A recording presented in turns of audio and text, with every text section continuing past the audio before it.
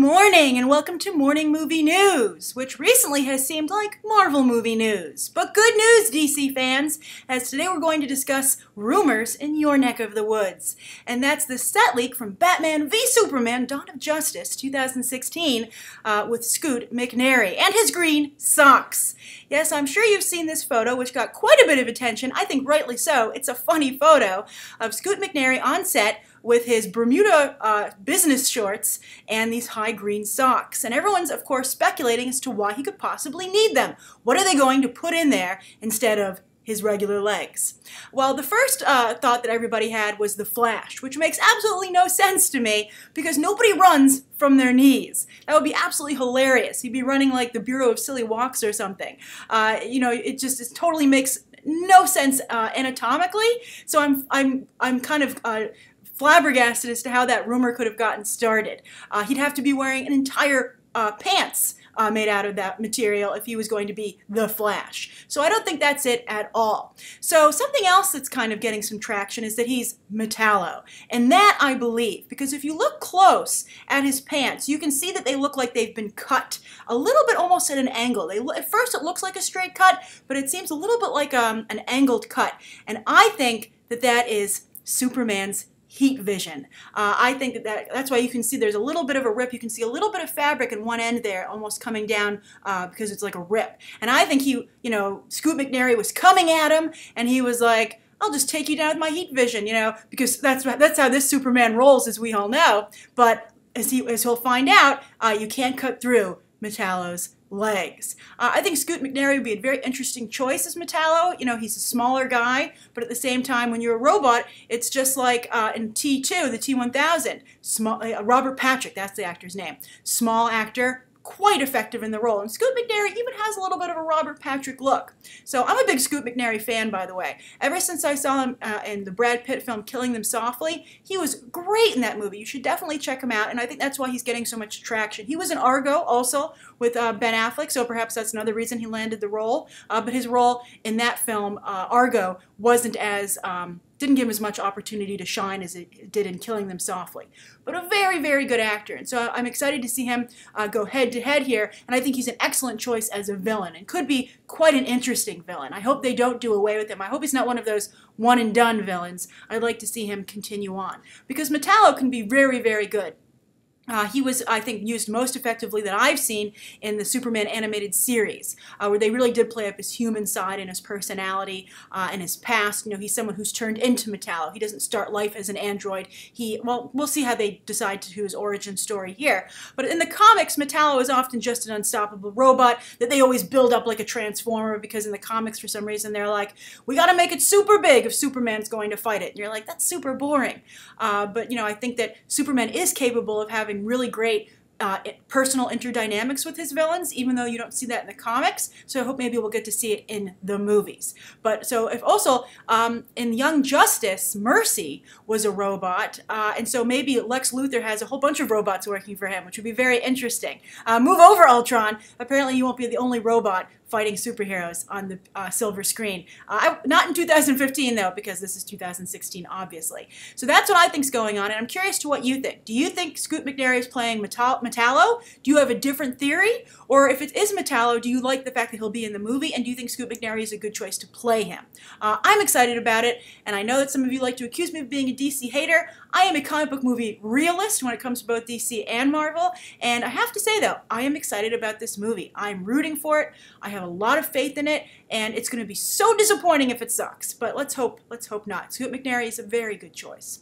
All right, so that's the first story of the day. The second story, I'm trying not to do too many comic book stories today, and actually that is the only one now that I look at my list.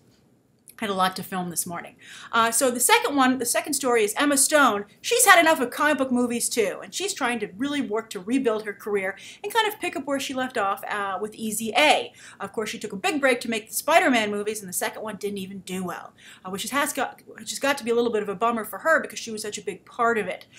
Didn't do as well as Amazing Spider-Man 2. If you haven't been following the box office, it didn't make as much movie as the first Amazing Spider-Man, and it's enough of a disappointment for Sony for them, as we've discussed, to to kind of bench the third film from 2016 to 2018 and focus on their spin-off movies, because I think they feel people need a Spider-Man break, which is so sad.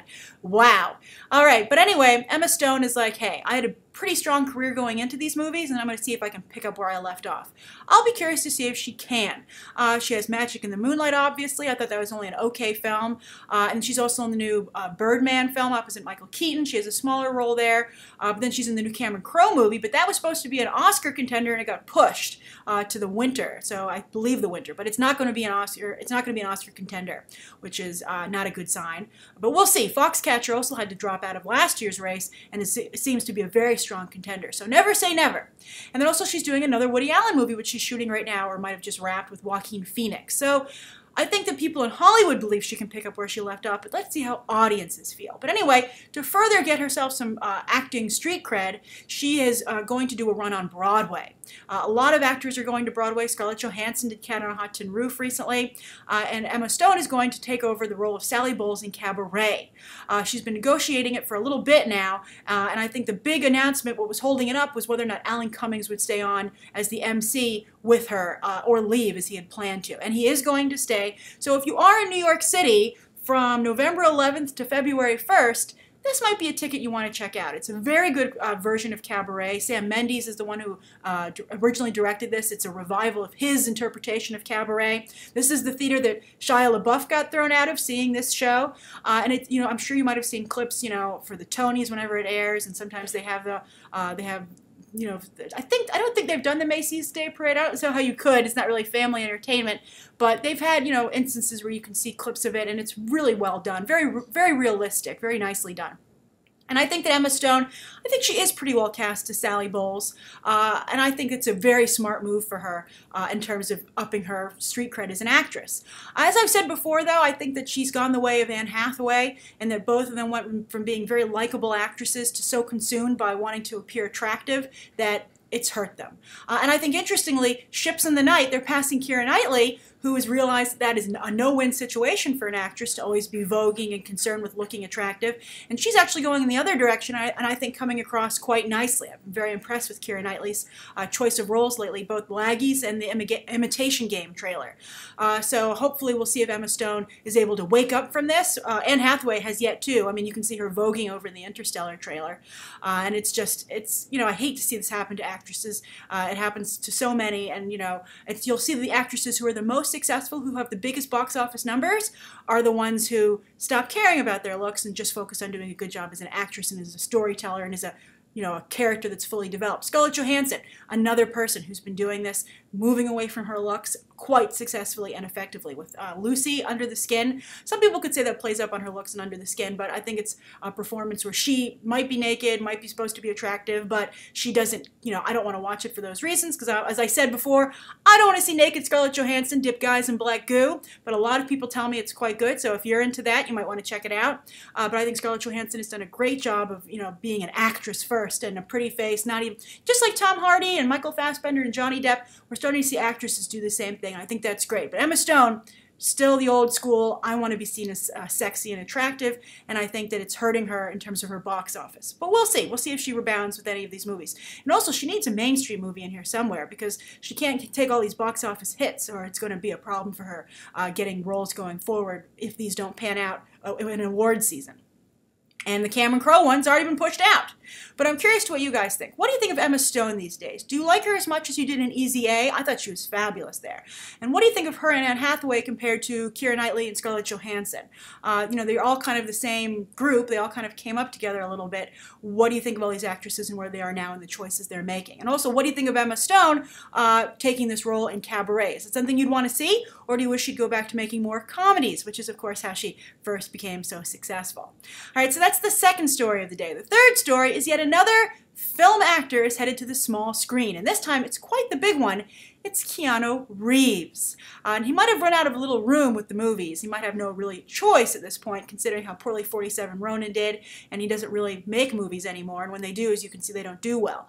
But still, I think it's quite a big deal for him to go to television. And I think, on the one hand, I think it shows how far television has come, that it's a viable option for actors of his caliber, but then also that it continues to be a way to save your career. I don't want to see a Keanu Reeves movie so much at this point, but I sure as heck would check out his television show. So he's going to star and produce, and it's going to be based on the Rain series of books about an assassin named, I believe, John Rain. He's half American, half Japanese. We see Keanu Reeves really playing up his heritage, his his ethnicity a lot these days. Something he didn't really pay attention to early on in his career. I think that's an interesting choice on his part. I respect it. I think it's a very respectable choice. And I think obviously this character was half American, half Japanese in the books already, so it's not like he changed the character to suit him. So I think he found a good match, which is great. So anyway, this character, Rain, is a soldier turned CIA operative, I believe then CIA assassin, who then decides to use his killing skills out in the private sector. But of course he has a set of rules. This is kind of like Jack Reacher, but instead of Jack Reacher being a vigilante, I guess this is Rain is a vigilante by way of being an assassin. So it'll be an interesting moral line to walk. But that's something that TV really specializes a lot in these days. Of course, Walter White, and I really liked Billy Bob Thornton's performance on Fargo as also a hitman.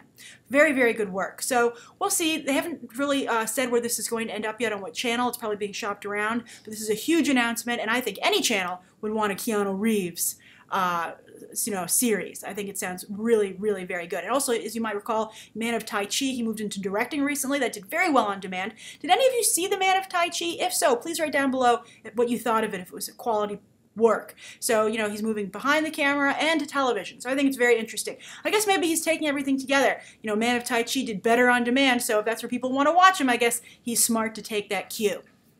So that's the third story of the day.